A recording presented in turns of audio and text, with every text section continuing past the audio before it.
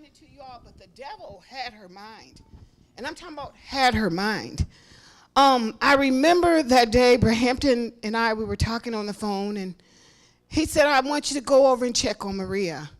So I said, well, I'm going to go to church first. You know how sometimes you just want to come and get what you need to go do what God wants you to do. It was something that I had to seek for myself to go there to help her.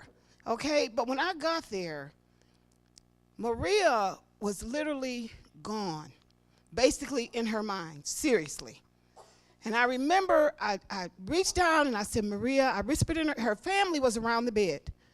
They were all around the bed. They were here from, I don't know if California or Florida.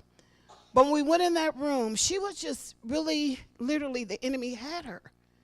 And I remember I whispered in her ear, and I had no clue that they had already told her they was going to try to put her on Xanax and Proloft and all that. I didn't know all of that. But I whispered something in her ear to let her know, come on, you got to come out of this. And I'm telling you, saints, as we sit there, we began to pray for Sister Maria. And I know Brother Hampton was backing me up because I let him know I'm going in now. And when I got there, we prayed a prayer for Maria.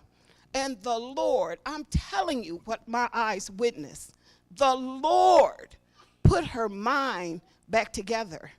She sat up in the bed and she started praising God in her own language. Before that, she was all scrambled. She was scrambled out of her mind, so to speak.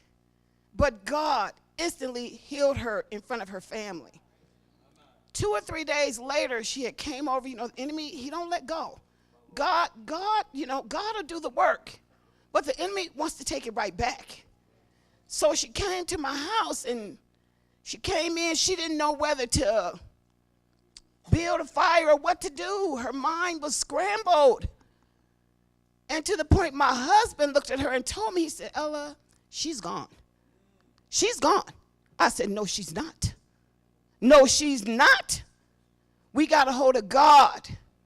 And God, again, touched her instantly. I appreciate her testimony. She's trying to tell you all something. People are battling with depression.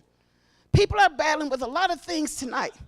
We don't know who's sitting beside us. My first husband blowed his brains out of his head. Blowed them out. He was the smartest guy you can imagine knowing. Anything you want to know about computers, anything you want to know. He was a lieutenant at the prison. He was just that man. You don't know what people are going through in this place. You don't know. And one day, he blowed his brains out.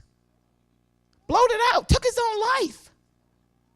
But God put that girl back together. We don't know what people are going through when they come into this place. We don't know. You can see people smiling and laughing and all of that, Brother Kelly. Yes, yes. But when they go home, my God, you don't know what they're battling. But the enemy is real. He'll take your mind if he can. But the Bible let us know we're not ignorant of Satan's devices. And there's a power in God.